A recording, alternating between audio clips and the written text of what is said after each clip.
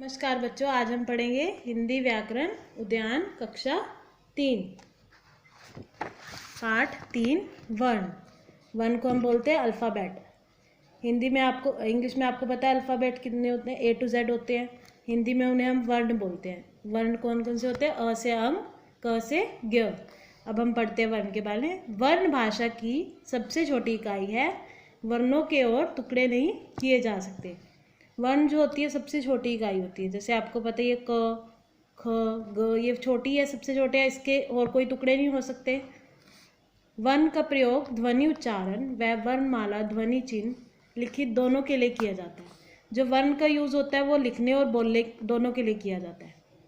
वर्णों के समूह को वर्णमाला कहते हैं। जो वर्णमाला एक साथ सारे वर्ण को हम क्या बोलते हैं? वर्णमाला। जैसे अ से अंग, क से ज्ञ, ये सारे क्या है? वर्णमाला। एक साथ इन्हें हम क्या बोलते हैं? वर्णमाला। अब हम पढ़ते हैं वर्णों को दो भागों में बांटा गया। अब हम उन दोनों के बारे में पढ़ते हैं। फर्स्ट है स्वर, सेकंड है व्यंजन। स्वर को हम इंग्लिश में क्या बोलते हैं? वोवल्स। सेकंड होता है व्यंजन। व्यंजन को हम बोलते हैं कॉन्सोनेंट। जो स्वर होते हैं वो हिंदी में होते हैं 11 और इंग्लिश में कितने होते हैं वोवल्स? 5। तो हिंदी के हम पढ़ते हैं स्वर को कितने होते हैं? अ, आ, ई, उ, ये सारे क्या है? 11 स्वर। और जो व्यंजन है वो कितने होते हैं? 33 व्यंजन। क, ख, ग, घ, ये सारे क्या होते हैं? व्यंजन। इसके अलावा भी बीच में से कुछ जो मिसिंग है उन्हें हम बोलते हैं संयुक्त व्यंजन, जो क्या होते हैं? श, त्र, ज्ञ, श, ये सारे क्या है? संयुक्त व्यंजन। जैसे कि क्षमा, कक्षा, त्र से त्रिभुज, नेत्र, त्रिकोश, ये सारे क्या है? त्र। ज्ञ, ज्ञान, यज्ञ, ज्ञानी।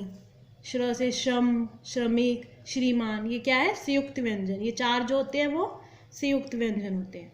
और 33 व्यंजन होते हैं, 11 स्वर होते हैं। अब हम पढ़ते हैं इनके बारे में। सभी व्यंजनों में स्वर मिले होते हैं।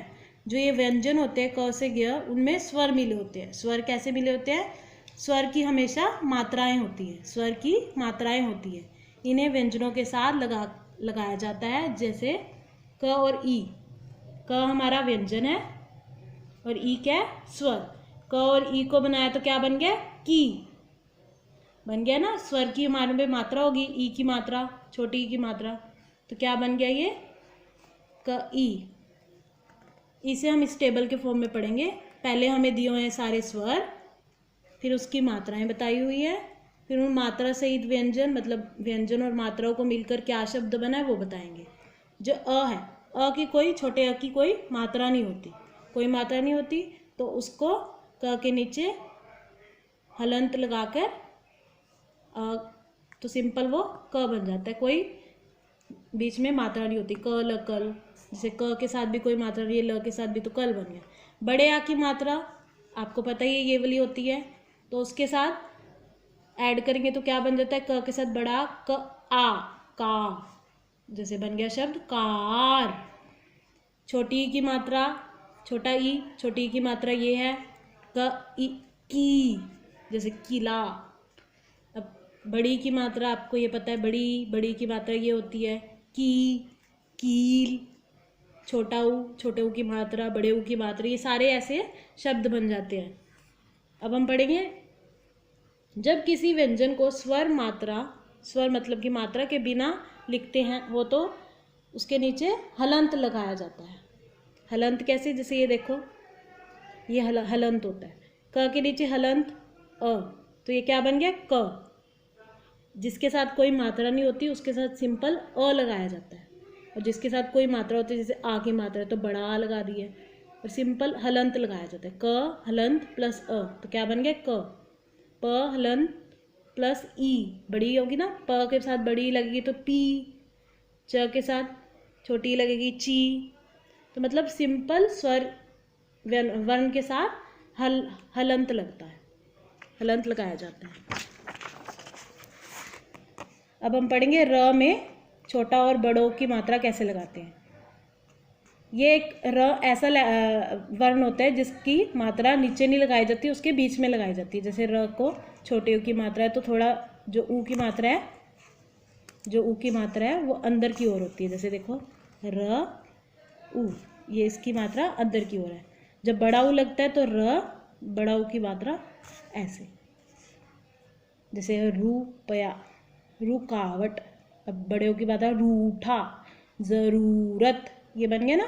तो ऐसा होता है जिसकी जो मात्रा है ऊ की, छोटे और बड़े ऊ की मात्रा उसके बीच में लगाई जाती है।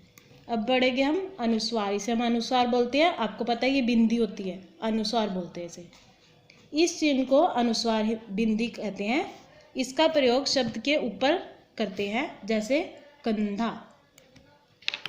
जीभ जब ये बिंदी लगाते हैं तो हमारी जो साउंड होती है कैसे आती है, हमारी जो जीभ होती है वो तालू के साथ टच हो जाती है और नाक से आवाज आती है, जैसे कंधा, बंदर। हमारी जीभ जो टच हो रही है ना ऊपर, पंच, ये सब क्या होता है, अनुस्वार बिंदी की माँ। जो ये होती है चांद बिंदु, जिसे हम बोलते हैं अनुनासिक। इसका प्रयोग भी ऊपर लगाया जाता है जैसे, बट ये इसकी आवाज़ नाक से आती है। इसकी कोई जीभ हमारी टच नहीं होती, सिर्फ आवाज़ नाक से आती है। आँख, चांद, आंगन आदि, इसे हम क्या कहते हैं, चांद बिंदु। अब हमारे पास आया है विसर्ग। विसर्ग को हम बड़ा अंक की मात्रा, बड़ा अंक जैसे होता है वैसे होते हैं। इसका प्रयोग शब्द के पीछे लगाकर करते हैं, जैसे प्रातः, पुण्य, स्वतंत्र आदि। अब हम पढ़ेंगे र के विभिन्न रूप। र, अब र कई तरह का होता है, जैसे प के पैर में र, ये भी र है। ट, ये भी र है। और ऊपर वाला भी र होता है। अब ये पढ़ रहे हैं, देखो प्रकट, परकट, प्रकट, पर एम प्रेम, ट्रंक, डरम ड्रम।